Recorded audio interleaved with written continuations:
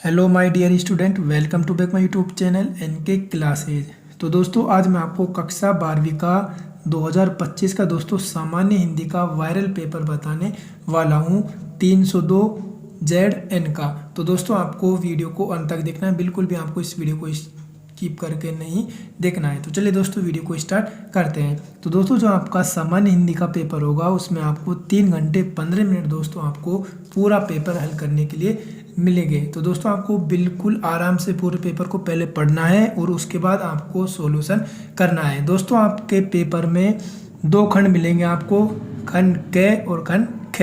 तो दोस्तों दोनों खंडों को आपको अच्छी तरह ध्यानपूर्वक पढ़ना है, फिर उनको आपको सॉल्यूशन करना है। तो दोस्तों सबसे पहले मैं आपको खंड के बारे में पूरा सॉल्यूशन करके बताने वाला हूँ। दोस्तों खंड के में आपसे दोस्तों MCQ प्रश्न पूछे जाते हैं, जो कि आपके दोस्तों गद भाग और पद भाग से पूछे जाते हैं। ये आपके दोस्तों एक एक नंबर के प्रश्न होते हैं। तो चलिए दोस्तों वीडियो को स्टार्ट करते हैं। तो दोस्तों खंड के बारे में हम समझते हैं। तो खंड के में पहला क्वेश्चन देखिए आपका दोस्तों, पहला क्वेश्चन है दोस्तों अष्टयाम कृति के लेखक हैं। तो दोस्तों 4 ऑप्शन है, सही ऑप्शन बताना है। तो दोस्तों अष्टयाम कृति के लेखक कौन है दोस्तों? तो दोस्तों अष्टयाम कृति के लेखक है दोस्तों कौन है? नाभा दास। तो इसका ऑप्शन सी आपका राइट आंसर हो जाएगा दोस्तों, नाभा दास। अब नेक्स्ट क्वेश्चन देखिए दोस्तों आपका ख क्वेश्चन है धर्मवीर भारती द्वारा लिखित उपन्यास है। तो दोस्तों धर्मवीर भारती द्वारा लिखित उपन्यास कौन सा है दोस्तों? वो है दोस्तों आपका सूरज का 7वां घोड़ा। तो इसका ऑप्शन सेकंड आपका राइट आंसर हो जाएगा। नेक्स्ट क्वेश्चन देखिए दोस्तों जयशंकर प्रसाद द्वारा लिखित नाटक नहीं है। तो दोस्तों में बताना है कि जयशंकर प्रसाद द्वारा लिखित नाटक नहीं है। तो दोस्तों कौन सा नहीं है? भारत सौभाग्य। तो इसका ऑप्शन डी आपका राइट आंसर हो जाएगा।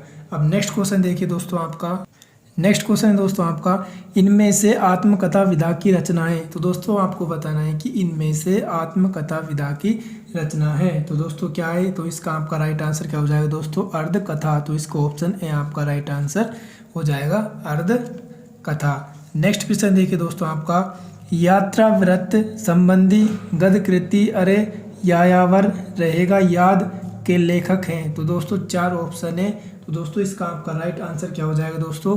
सच्चिदानंद, हीरानंद, वात्स्यायन, अज्ञेय। तो इसका ऑप्शन सी आपका राइट आंसर हो जाएगा। तो दोस्तों आपको वीडियो को लाइक करना है और चैनल को दोस्तों आपको जरूर सब्सक्राइब करना है और पेपर को दोस्तों आपको पूरा सॉल्यूशन करना है। अब देखिए दोस्तों आपका सेकंड का, अब हमने दोस्तों फर्स्ट के 5 क्वेश्चन पढ़ लिए, अब सेकंड के भी दोस्तों आपके 5 क्वेश्चन है पदभाग से।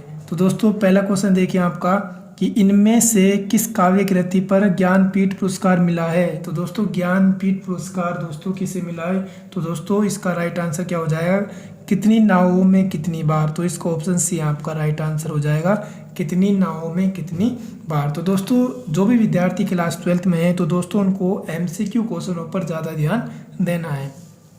नेक्स्ट क्वेश्चन है दोस्तों आपका कि तीसरा सप्तक का प्रकाशन वर्ष है। तो दोस्तों तीसरा सप्तक का प्रकाशन वर्ष क्या है दोस्तों? सन 1959। तो इसका ऑप्शन सेकंड आपका राइट आंसर हो जाएगा। तो दोस्तों आपसे पूछा जाए कि पहला सप्तक, तो पहला सप्तक का दोस्तों 1943 का है और दूसरा सप्तक का दोस्तों आपका 1951 का है। दोस्तों आपको ये ध्यान जरूर रखना है। अब नेक्स्ट क्वेश्चन देखिए दोस्तों आपका कि कला और बूढ़ा चांद कृति के रचयिता हैं। तो दोस्तों कौन है? तो दोस्तों इसका आपका राइट आंसर हो जाएगा दोस्तों सुमित्रानंद पंत। तो दोस्तों इसका ऑप्शन ए आपका राइट आंसर हो जाएगा, सुमित्रानंद पंत। नेक्स्ट क्वेश्चन देखिए दोस्तों आपका कि किस महाकाव्यात्मक कृति में 12 सर्ग है। तो दोस्तों कौन सा है? वो है साकेत। तो इसका ऑप्शन सी आपका राइट आंसर हो जाएगा, साकेत में दोस्तों आपके 12 सर्ग हैं।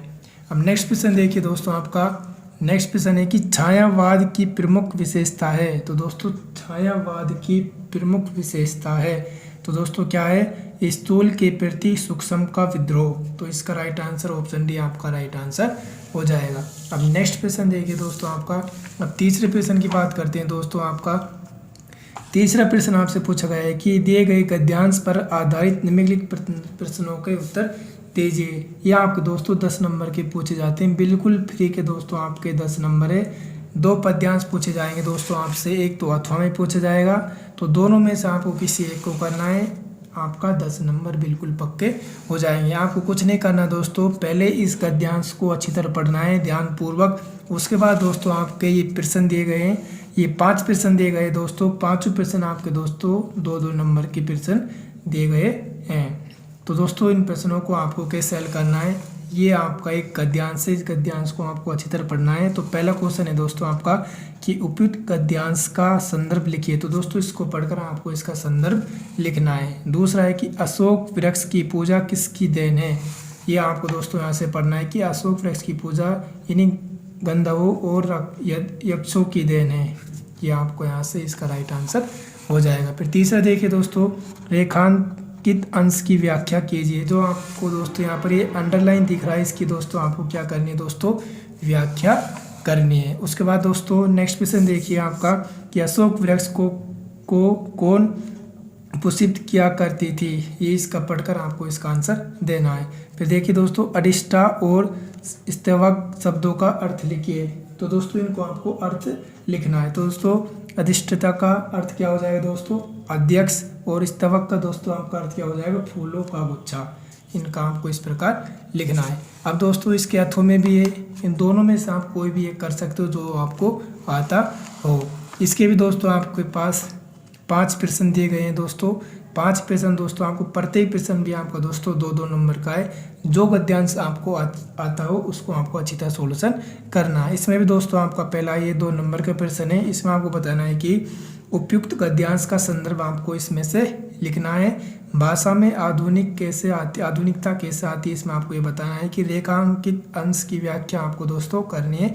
भाषा का प्राण तत्व क्या है, ये आपको इसमें से बताना है। उसके बाद दोस्तों नूतन तथा कार्यकलाप शब्दों का अर्थ आपको बताएं। दोस्तों नूतन का अर्थ होता है दोस्तों नवीन, और कार्यकलाप का अर्थ होता है दोस्तों क्रियाकलाप या क्रिया विधि। इस प्रकार आपको इसमें लिखना है। बिल्कुल आपके 10 नंबर दोस्तों बिल्कुल पक्के हो जाएगा। अब नेक्स्ट क्वेश्चन देखिए दोस्तों आपका। अब नेक्स्ट क्वेश्चन है दोस्तों आपको 4th प्रश्न क्या कहता है दोस्तों, दिए गए पद्यांश पर आधारित निम्नलिखित प्रश्नों के उत्तर दीजिए। दोस्तों एक होता है आपका गद्यांश और एक होता है दोस्तों आपका पद्यांश। ये दोनों आपके दोस्तों 10 नंबर के पूछे जाते हैं। ये दोस्तों 2 पूछे जाते हैं आपसे, एक तो अथवा में होता है, जो आपको आता है वो उन दोनों में से आपको किसी एक को करना होता है, और प्रत्येक क्वेश्चन दोस्तों आपका 2 नंबर का आता है। इस गद्यांश को दोस्तों आपको अच्छी तरह पढ़ना है, और ये कुछ प्रश्न दिए गए दोस्तों आपको, इन प्रश्नों को आपको इसमें से पढ़कर हल करना है। और इसके दोस्तों अथवा में ये वाला गद्यांश दिया गया है, इन दोनों में से आप कोई एक गद्यांश को कर सकते हो। अब नेक्स्ट क्वेश्चन देखिए। नेक्स्ट क्वेश्चन है दोस्तों आपका 5वें का कह देखिए, निम्नलिखित में से किसी एक लेखक का साहित्य परिचय देते हुए उनकी प्रमुख रचनाओं का उल्लेख कीजिए। तो दोस्तों आपको अधिकतम शब्द उत्तर सीमा लिखने दोस्तों 80 शब्दों में आपको लिखना है। ये दोस्तों आपका 5 नंबर का पूछा जाता है, किसी एक लेखक का आपको दोस्तों साहित्य परिचय लिखना है। जैसे पहला है दोस्तों आपका डॉक्टर APJ अब्दुल कलाम, वासुदेव शरण अग्रवाल, हजारी प्रसाद द्विवेदी। तो दोस्तों तीनों इंपॉर्टेंट है, इनमें से आपका एक 100% पूछा जाएगा। तो तीनों को दोस्तों आपको जरूर तैयार करना है। उसके बाद दोस्तों खे में देखिए कि निम्नलिखित में से किसी एक कवि का साहित्य परिचय देते हुए उनकी प्रमुख कृतियों पर प्रकाश डालिए। ये भी दोस्तों आपका 5 नंबर का पूछा जाता है। पहला है आपका सुमित्रानंदन पंत, महादेव वर्मा, रामधारी सिंह दिनकर। तीनों दोस्तों किसी एक को करना है, आपको 5 नंबर का है। अब 6ठा प्रश्न देखिए दोस्तों आपका कि पंचलाइट कहानी का सारांश लिखिए। तो दोस्तों वेरी इंपॉर्टेंट है आपका कि पंचलाइट कहानी का आपको दोस्तों सारांश लिखना है, आपका 5 नंबर का है। और इसके अथवा में दोस्तों आपसे पूछा है कि बहादुर अथवा ध्रुव यात्रा कहानी के उद्देश्य पर आपको दोस्तों प्रकाश डालना है। उसके बाद दोस्तों नेक्स्ट प्रश्न की ओर चलते हैं हम। नेक्स्ट प्रश्न देखिए दोस्तों आपका 7वां प्रश्न है, स्वपाठित खंड काव्य के आधार पर किसी एक खंड काव्य के एक प्रश्न का उत्तर दीजिए। तो दोस्तों आपके पास ये अथवा में मिलेंगे दोस्तों, आपको इनमें से किसी आपको दोस्तों एक प्रश्न का उत्तर देना है, या आपका दोस्तों 5 नंबर का पूछा जाता है। तो दोस्तों आप में से जो भी कोई आता हो एक क्वेश्चन वो भी आप कर सकते हो। अब खंड के खे की बात करते हैं दोस्तों, हमने खंड के बारे में पढ़ लिया दोस्तों। अब खंड खे की बात करते हैं। तो 8वां प्रश्न है, दिए गए संस्कृत गद्यांशों में से किसी एक का संदर्भ हिंदी में अनुवाद कीजिए। तो दोस्तों ये आपका 7 नंबर का पूछा जाता है। इन दोनों में से आपको किसी एक पर दोस्तों आपको हिंदी अनुवाद करना है। यह आपका दोस्तों संस्कृत में किसी एक पर आपको हिंदी में इनको लिखना है। अब उसके बाद आपका नेक्स्ट प्रश्न देखिए दोस्तों, आपका नेक्स्ट प्रश्न ख पूछा गया है दोस्तों, आपको दिए गए पद्यांशों पर किसी एक का संदर्भ हिंदी में दोस्तों आपको हिंदी लिखना है, अनुवाद लिखना है इनका। उसके बाद नवा प्रश्न देखिए दोस्तों आपका कि निम्नलिखित मुहावरों में से किसी एक का अर्थ लिखकर वाक्य में प्रयोग कीजिए। तो दोस्तों 4 है, इनमें से आपको किसी एक पर आपको मुहावरे का अर्थ लिखकर उसका वाक्य प्रयोग करना है।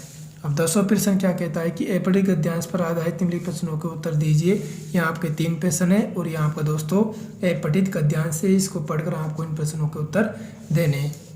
और ये दोस्तों आपका अथवा में तो दोनों में से आपको एक कर सकते हो, ये 5 नंबर के पूछे जाते हैं। अब दोस्तों नेक्स्ट प्रश्न देखिए आपका 11वां प्रश्न देखिए आपका कि निम्नलिखित शब्द युग्मों का सही अर्थ चयन करके लिखिए। तो दोस्तों पहला है आपका असतक असतक। तो दोस्तों इसका आपका सही आपको बताना है। तो दोस्तों इसका आपका पहले का आपका जो हो जाएगा वो दोस्तों आपका क्या हो जाएगा, इसमें आपको बताना है कि तो दोस्तों इसका आपका राइट आंसर क्या हो जाएगा, ऑप्शन सी आपका राइट आंसर हो जाएगा, शक्तिहीन और मोहित। तो दोस्तों इसका ये राइट आंसर हो जाएगा।